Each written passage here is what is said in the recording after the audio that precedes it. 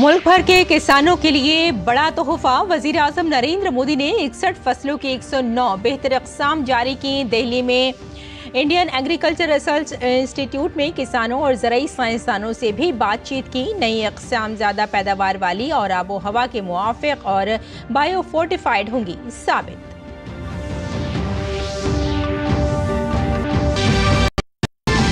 सेबी की सरबराह माधवी पुरी बुच ने नई हिंडनबर्ग रिपोर्ट में लगाए गए इल्जामात की तरदीद की। बुच और उनके शौहर पर अडानी ग्रुप के ऑफशोर फंड में हिस्सेदारी का लगाया गया था इल्जाम। अडानी ग्रुप ने बिन इल्जामात को किया मुस्तरद। बीजेपी और कांग्रेस ने मुल्क में माशी अनारकी पैदा करने का लगाया इल्जाम।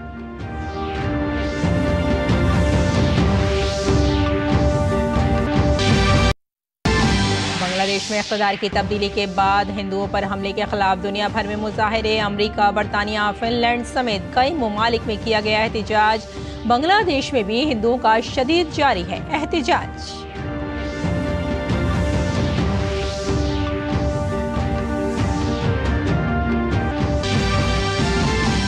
कोलकाता के आरजी मेडिकल कॉलेज में खातून डॉक्टर की इस्मत दरी और कत्ल पर जारी है एहतिजाज। बीजेपी के रियासती सदर डॉक्टर सुकांत मजूमदार ने मरकजी वजीर सेहत को खत लिखकर फौरी हिफाजती इक़दाम करने की अपील।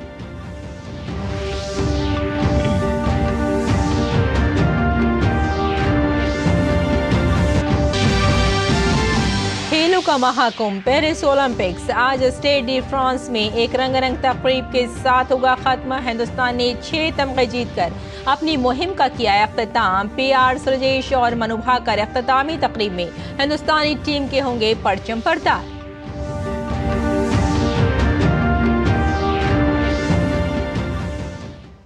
आदाब नाजरीन, खबरनामे में आपका इस्तकबाल है। मैं हूं आपके साथ रेशमा फारूकी। आइए तफसील से अब खबरों पर नजर डालते हैं। वजीर आजम नरेंद्र मोदी ने आज नई दिल्ली में 61 फसलों की 109 बेहतर अक़साम जारी की।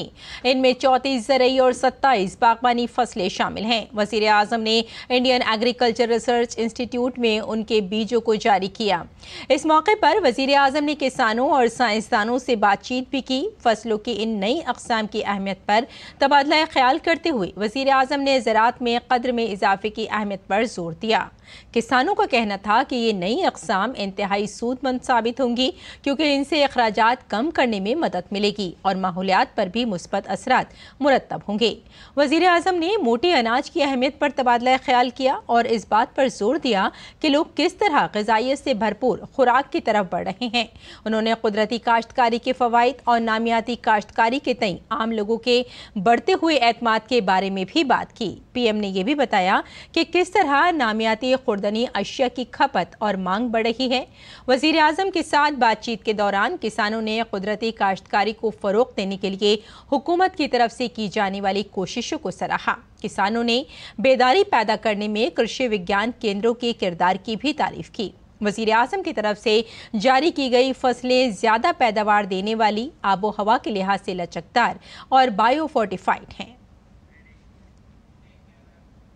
61 फसलों की 109 नई अक़साम जारी करने और किसानों और ज़राई साइंसदानों से बातचीत के बाद वज़ीर आज़म ने सोशल मीडिया साइट एक्स पर लिखा कि हम अपने किसान भाइयों और बहनों को बाइख्तियार बनाने के लिए पुरअज़्म हैं। इस सिमत में आज हमें दिल्ली में फसलों की 109 नई अक़साम जारी करने का मौका मिला। मौसम दोस्त और ज़्यादा पैदावार देने वाली इन अक़साम से पैदावार में इजाफे से हमारे किसानों की आमदनी में भी इजाफा होगा। मुझे इत्मीनान है कि हमारे किसान भाई और बहनें भी कुदरती खेती की तरफ तेजी से आगे बढ़ रहे हैं। आज मुझे उनके तजुर्बात को करीब से जानने का मौका मिला। इस दौरान हमने कुदरती काश्तकारी के फ़वाइद पर भी तफसील से बात की।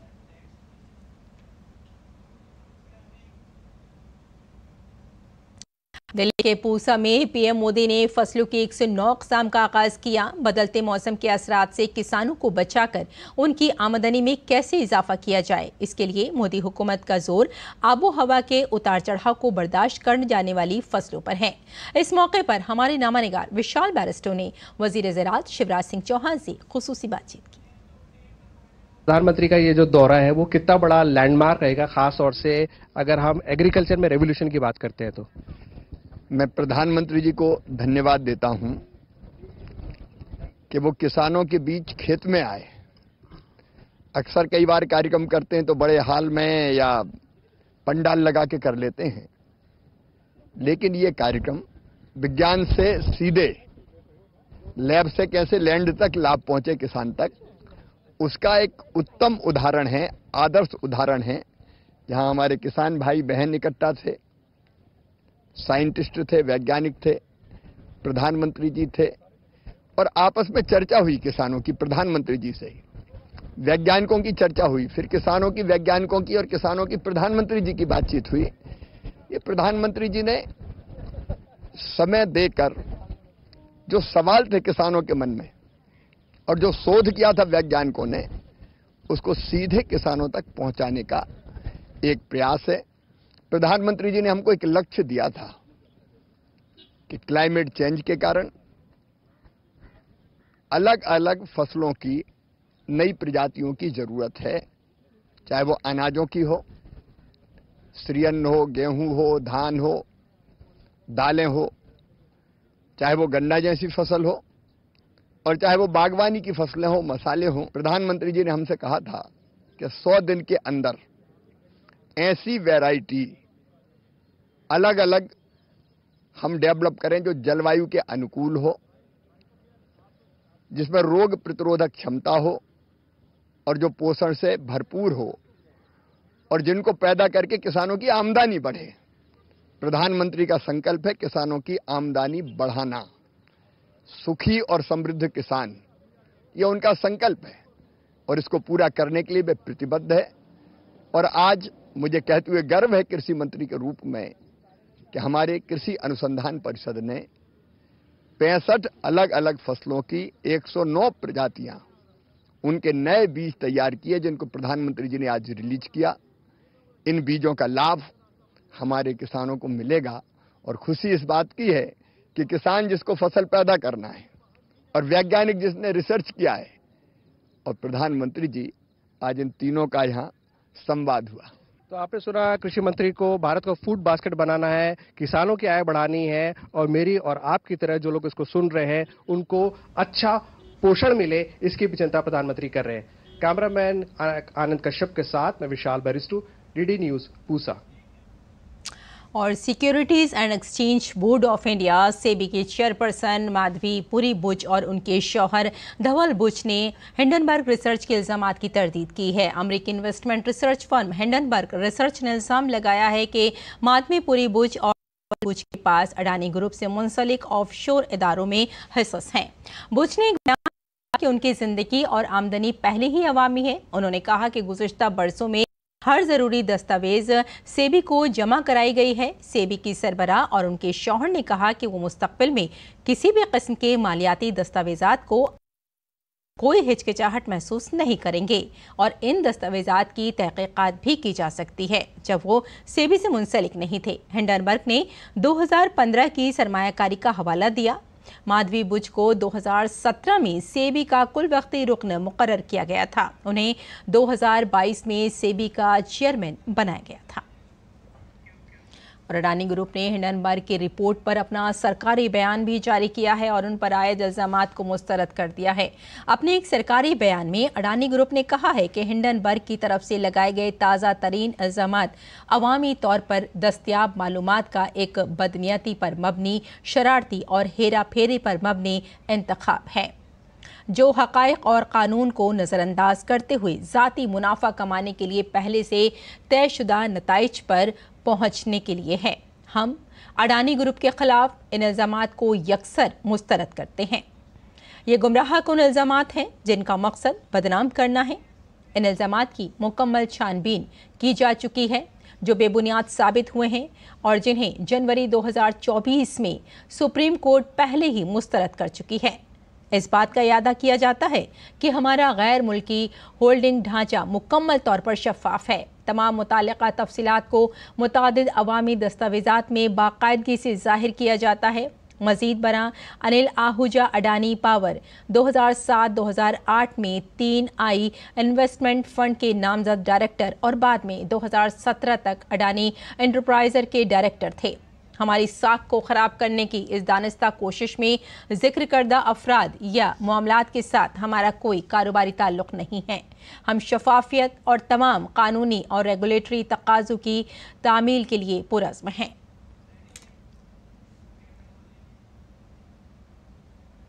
हिंडनबर्ग ग्रुप पर अपने फायदे के लिए दूसरे ग्रुपों के खिलाफ बदनीयती पर मबनी बयानात देने और हक़ाइक़ को नज़रअंदाज करने का इल्ज़ाम लगाया जा रहा है। अडानी ग्रुप ने भी इन इल्ज़ामात को गुमराहकुन और बेबुनियाद करार दिया है। ऐसे में हिंडनबर्ग की रिपोर्ट के बाद उनकी साख पर कई सवालात उठ रहे हैं। आइए इन वजूहात पर एक नज़र डालते हैं जिनकी वजह से हिंडनबर्ग ग्रुप की साख खतरे में दिखाई देती है।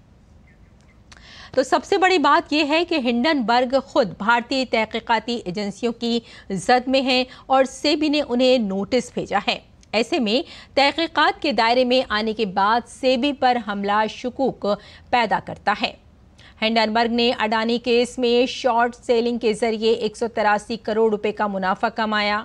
हिंडनबर्ग ग्रुप ने शॉर्ट सेलिंग के लिए किंगडम कैपिटल नामी कंपनी के साथ मुआहदा किया। इस कंपनी के सीईओ की अहलिया का ताल्लुक चीनी कम्युनिस्ट पार्टी से है। इस तरह की रिपोर्टें हिंडनबर्ग के इरादों पर बहुत से सवालात उठाती हैं। यही नहीं, फोर्ब्स मैगजीन के मुताबिक हिंडनबर्ग ग्रुप अमरीकी महकमा इंसाफ के रडार पर भी है।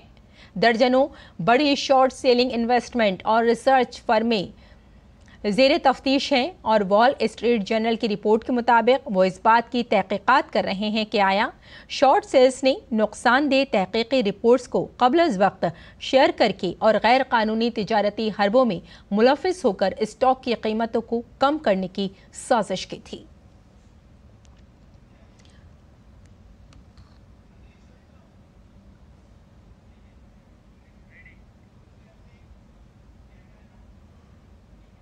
हिंडनबर्ग की नई रिपोर्ट ने मुल्क में सियासी हलचल बढ़ा दी है। बीजेपी के रुकन पार्लियामेंट सुधांशु त्रिवेदी ने हिंडनबर्ग रिपोर्ट को लेकर अपोजिशन को निशाना बनाया है। सुधांशु त्रिवेदी ने कहा कि पिछले कुछ सालों से जब भी पार्लियामेंट का इजलास शुरू होता है तो एक गैर मुल्की रिपोर्ट जारी की जाती है।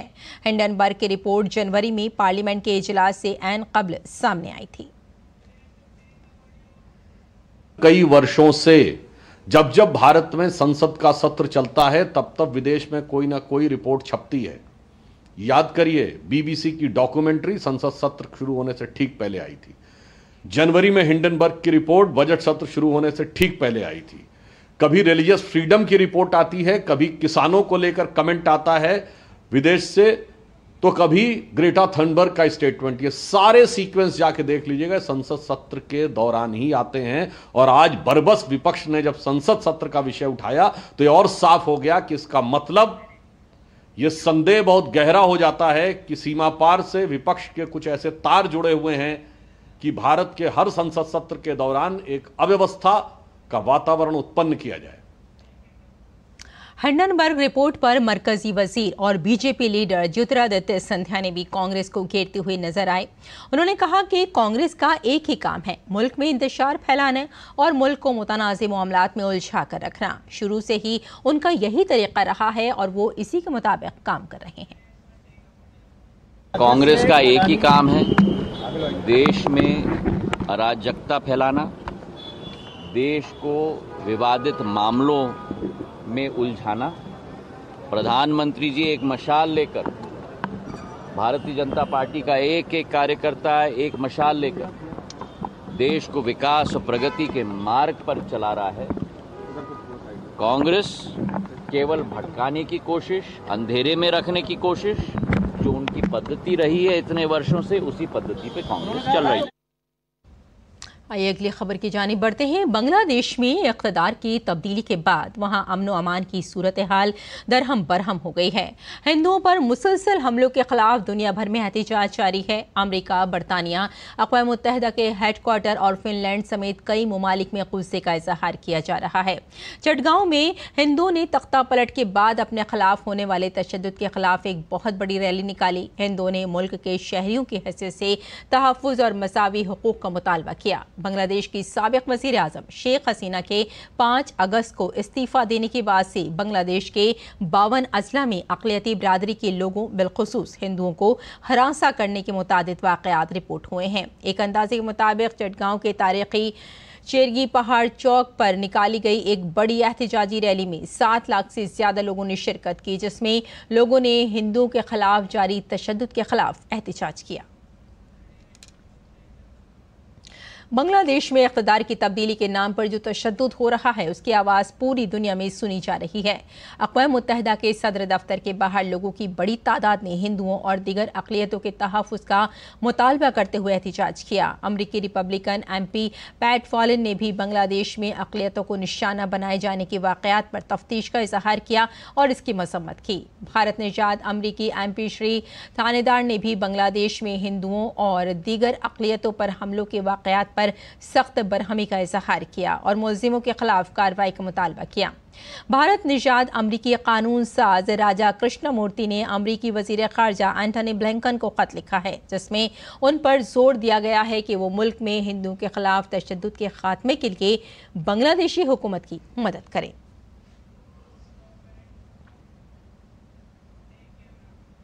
बरतानिया में भी लोग बड़ी तादाद में जमा हुए और बांग्लादेश में हिंदुओं पर मुसलसल हमलों के खिलाफ लंदन में पार्लियामेंट हाउस के सामने एहतजाज किया। मुजाहिरीन ने बांग्लादेश में तशद्दुद के मुतासरीन के लिए इंसाफ का मुतालबा किया। आलमी मीडिया की जानिब से हिंदुओं पर होने वाले जुल्म पर तवज्जो न देने पर हिंदुओं, यहूदियों और ईसाइयों ने लंदन में BBC हेडक्वार्टर के बाहर भी एहतजाज किया।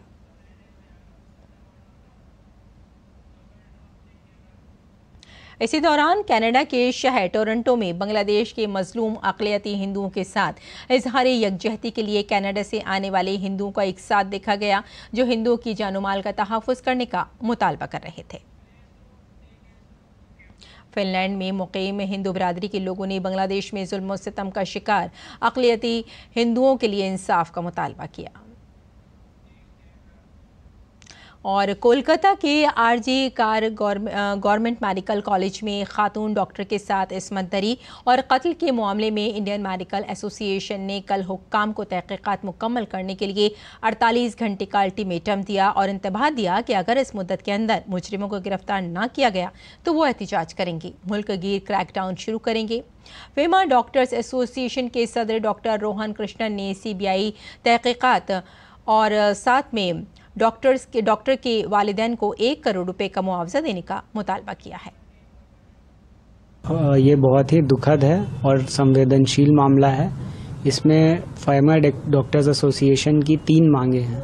सबसे पहली मांग ये है कि इस पूरे जो मामला है, जो वाक़या है, उसकी एक CBI इंक्वायरी हो। ये जो डॉक्टर थी वो वहाँ पे पोस्ट ग्रेजुएशन कर रही थी, चेस्ट मेडिसिन विभाग में थी। दूसरी डिमांड ये है कि जो मृतक के माता पिता हैं, उनके परिवार हैं, उनको बतौर कंपनसेशन 1 करोड़ रुपए देने चाहिए। ये ऑन ड्यूटी सर्विस डॉक्टर्स, जो कि एक गवर्नमेंट सर्विस प्रदान कर रहा था, उसके साथ ये दुखद घटना हुई है। तीसरा मामला हमारा ये है कि जो वहाँ पर प्रिंसिपल हैं, जो वहाँ पर मेडिकल सुपरिटेंडेंट हैं, उनको तुरंत सस्पेंड किया जाए। 36 घंटे यदि आप किसी महिला डॉक्टर को ड्यूटी पे लगा रहे हो तो वो कहाँ रहेगी।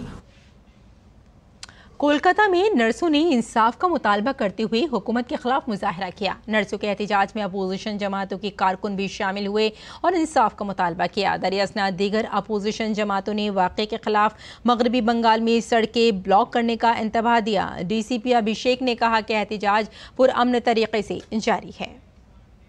जब यहाँ पे स्टूडेंट पीसफुली प्रोटेस्ट कर रहे थे RG मेडिकल कॉलेज के, तब कुछ लोगों ने देखा बाहर के लोग आए हैं, वो लोग का प्रोटेस्ट किए कि बाहर के लोग क्यों आएंगे यहाँ पे, वो स्टूडेंट नहीं थे। तो उनके साथ उन लोग का झगड़ा हुआ, उन लोग के साथ उनका धक्का धक्की होना शुरू हुआ। तब जाके पुलिस देखा कि पुलिस इंटरवीन किया उसमें। पुलिस इंटरवीन करने के साथ में ही जो बाहर से लोग आए थे वो लोग पुलिस के ऊपर मारपीट करने लगे, पुलिस के ऊपर चप्पल फेंका तो उस टाइम पे पुलिस ने रिस्ट्रेंट होके, खूब मतलब फोर्स का यूज नहीं किया, पुलिस ने रिस्ट्रेंट होके इस चीज को संभाला। और उस बीच में पुलिस के 1-2 लोगों ने धक्का मुक्की किया, उसमें उन लोगों को इंजरी भी हुआ पुलिस के लोग को। लेकिन फिर भी पुलिस ने उनको रिक्वेस्ट किया कि आप पीसफुली यहाँ पे प्रोटेस्ट करना है, आप चले जाइए यहाँ पे। लेकिन इसको लेके स्टूडेंट जो था वो एकदम इस चीज को, मतलब प्रोटेस्ट को, बाहर से जो लोग आ रहे हैं उसको मानने को तैयार नहीं था कि बाहर के लोग आके यहाँ पे कुछ झमेला करना चाहते हैं, प्रोवोक करना चाहते हैं, इसलिए वो लोग उसका प्रोटेस्ट किए। उसी चीज में पुलिस ने इंटरवीन किया इसमें। उधर खातून डॉक्टर के कत्ल पर जारी एहतजाज की आग दिल्ली के डॉक्टर्स तक पहुंच गई है। दिल्ली के राम मनोहर लोहिया अस्पताल के डॉक्टरों ने इस मामले की सीबीआई तहकीकात का मुतालबा करते हुए कैंडल मार्च निकाला। खातून डॉक्टर के कत्ल पर भोपाल के डॉक्टरों का भी गुस्सा फूट पड़ा है। मध्य प्रदेश में एम्स भोपाल के डॉक्टरों के एक ग्रुप ने एहतजाज में कैंडल लाइट खातून को सख्त सजा देने का भी मुतालबा किया।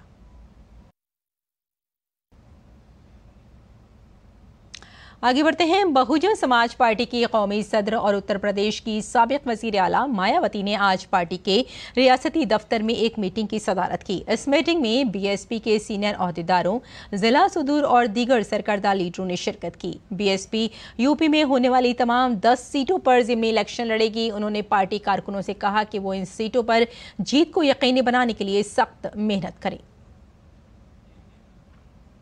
और जम्मू कश्मीर के अनंतनाग जिले में दहशतगर्दों की तलाश के लिए फौज का सर्च ऑपरेशन जारी है। फौज की जानिब से जारी बयान के मुताबिक इंटेलिजेंस इदारों से मिलने वाली मामलात की बुनियाद पर दहशतगर्दों की तलाश के लिए सर्च ऑपरेशन शुरू कर दिया गया है। हफ्ते को अनंतनाग के अहलान गागर मांडू इलाके में दहशतगर्दों और सिक्योरिटी फोर्सेस के दरमियान तसादुम में 2 फौजी शहीद हो गए थे। उनकी शहादत के बाद सिक्योरिटी इक़दामात मजीद सख्त कर दिए गए हैं। वज़ीर दिफा राजनाथ सिंह ने अनंतनाग में दहशतगर्दों के साथ तसादुम में 2 फौजियों की शहादत पर दुख का इजहार किया है। उन्होंने सोशल मीडिया प्लेटफॉर्म पर लिखा, अनंतनाग में इंसदादी दहशतगर्दी ऑपरेशन में हमारे बहादुर और जांबाज भारतीय फौजियों की हलाकत पर बहुत दुख हुआ है। सोगवार खानदानों से मेरी ताज़ियत। दुख की इस घड़ी में कौम उनके साथ खड़ी है। बाद जम्मू कश्मीर के किश्तवाड़ जिले के एक जंगल में भी आज अलसुब सिक्योरिटी फोर्सेस और दहशतगर्दों के दरमियान तसादुम हुआ। हुकाम ने बताया कि दहशतगर्दों की सरगर्मियों की इत्तला मिलने के बाद पुलिस ने फौज और नीम फौजी दस्तों की मदद से नोनाटा, नागीने, व्यास और आसपास के इलाकों में तलाशी मुहिम शुरू की, जिसके बाद कुछ देर तक फायरिंग होती रही। जम्मू कश्मीर के किश्तवाड़ जिले में तसादुम के बाद इस इलाके में इजाफी फोर्स भेजी गई है और दहशतगर्दों की तलाश के लिए सर्च ऑपरेशन जारी है। और अब बात करते हैं हर घर तिरंगा मुहिम की।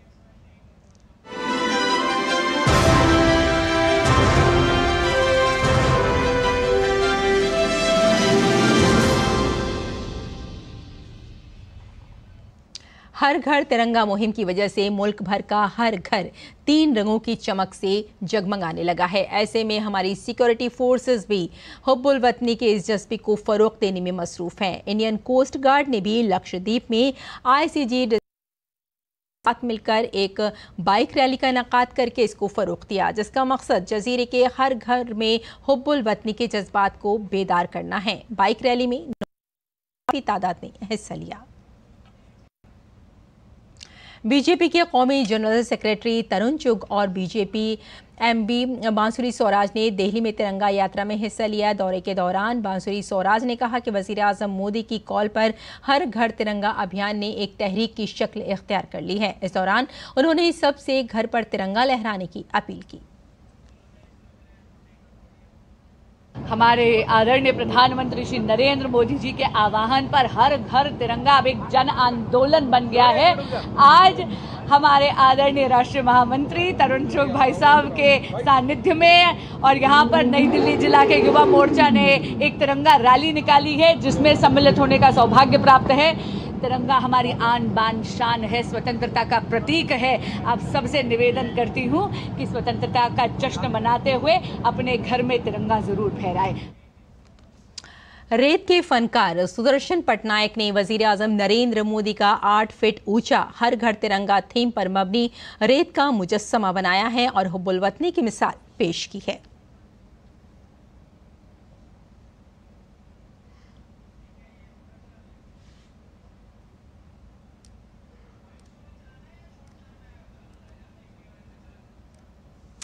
तो ये थी तिरंगा यात्रा से मुताल्लिक़ खबरें।